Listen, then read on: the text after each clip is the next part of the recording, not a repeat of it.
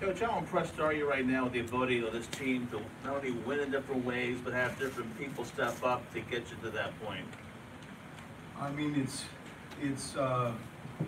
incredibly helpful to have, like Jimmy had what, 13 points in the last period, I think.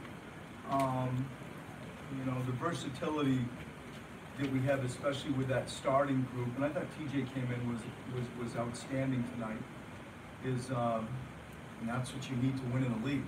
I mean, that's what you need. And so now, to me, the bench actually helped us out enough without Wilson being available. The variety that we scored at the end was helpful.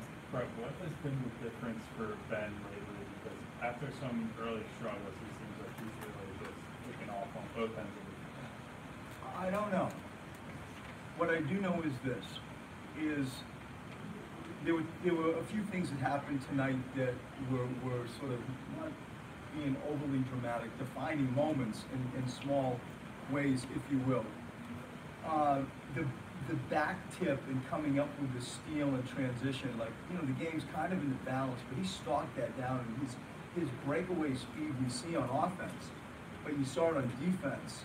As a typical college drill you do, you just stalk him down and he tipped it and came up with a play.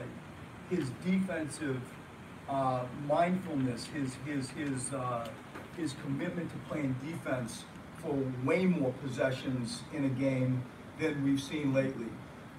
His willingness to slide over to the four and let TJ, have the ball and make passes out of the elbow and do stuff. All those things stood out, and I agree with you, Carl. I think that he's moving in a really clear, positive direction to me. I feel it, and I see it as well, but I feel it. And he was our bell ringer tonight. Coach, Fargo seems to just kind of improve game by game. What have you seen from him because of these past couple of games? I mean, I think that he's, initially when he came over, he was a liability defensively. And he had some bounce, he had some swag, he could make the shot from time to time. And I just think that he's getting more comfortable with our defensive rules. We're drilling a lot on things that we call kick leg and radar hand, and just trying to be stronger as you move your feet, and can you level somebody off and not get beat on the first dribble where you sort of swing step and just open up a gate. That's coach speak, but it's all true, and he's improving in that area, guarding his man. And it's long at the end if he's able to do that. And when he can make a shot and do that stuff defensively, then he holds his own on the floor. Fred, you thoughts through that play coming out of timeout there on JJ's sort of game? I mean, I try to take 4 players and we move them around from time to time, but the objective is simply, it sounds like that's the only goal, and yes it is, it's just to get it in. If you can just get it in that environment, that's a good thing, and you expect them to trap you and probably not hack you and stop the clock.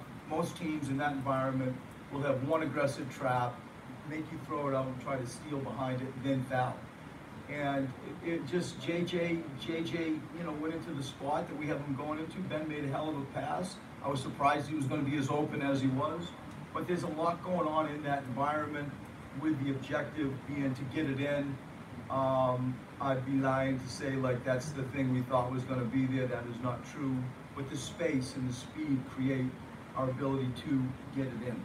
Right, Ben and Joel seem like they've been drawing a lot of fouls on early post-ups where it's either a semi-transition or just early in the shot clock.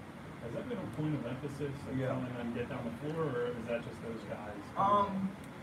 I wouldn't say we've tilted it to where it has to be a point. We've talked about it, we've shown on film, we've rewarded it, we've reminded them that we play out of an open post. And there's always that available if it's a slow half-court game or surely an early offense.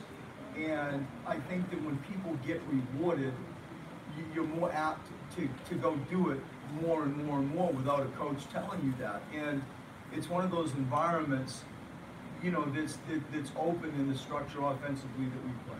Coach, you've been very good at home, going back to last year into this year as well, but this last stretch of games here, this homestand, what's been the most impressive thing about this team? The growth defensively.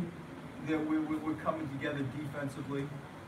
You know, we found some good looks at the end. I was thinking, somebody asked a question in the pregame about calling plays, and we didn't. Like, our best movement produced offense for us.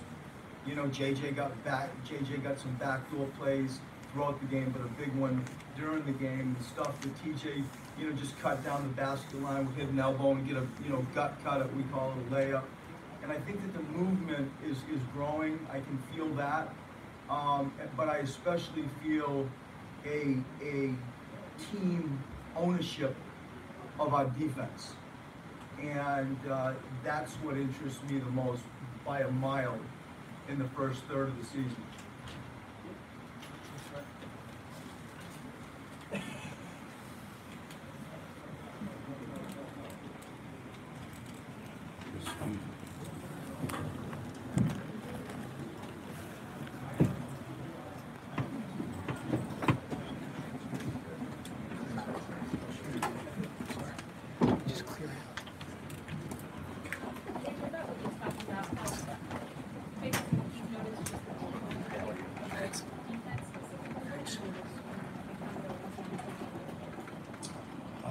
Yeah, I think we're trending in the right direction. You know, I think there's a lot of ongoing discussion about coverages and, you know, game plans.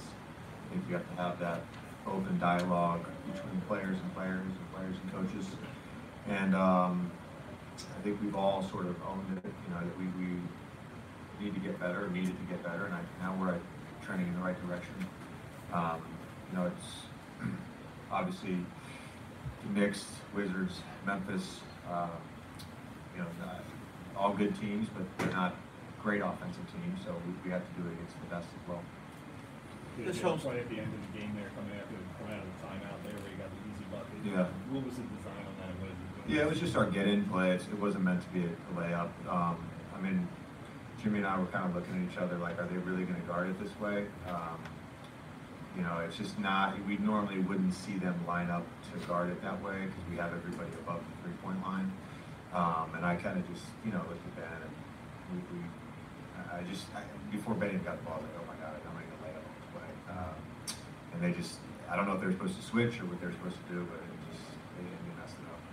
You guys have license to do that? I think there was a play a couple games ago where Ben and Jimmy had something similar. Yeah, that's more by design. That plays more by design. Yeah. You know, in general, a team is going to switch. They might have the big, who's ever on Joel, sort of dropped back near the free throw line. And in general, when I catch that ball, it's generally more like on the Malone spot, sort of, you know, mid-wing over in the corner. It's not to get, you know, a play at the rim. It's just to get the ball in. Like, Yeah. they're either going to foul or we're going to sort of run play to no clock. Right. What is your relationship then, like with Jimmy Butler so far? Like as far as that chemistry on the floor and you guys talking, things like that? Jimmy and I? Yeah. Oh, I mean, it's been great. Jimmy's an easy guy to have as a teammate for me because he plays hard, he wants to win, and he works his ass off. So, you know, we get along great. We have some similar interests. I won't get into that, but look for the podcast on Thursday. JJ, you had some. JJ Redick podcast, ringer. JJ, you had some point. There was some stretch there in the second quarter where you scored some points in the run that kind of gave the team a cushion going into halftime. And again, you came out again in the third quarter. Yeah. And second half, you also put some points together to again get a little run there. You taking what the defense gave you, or just found some things there that you wanted to exploit? Or The first quarter was one of the worst quarters, definitely of the season, maybe in the last 5 seasons. For me personally, I was terrible in the first quarter.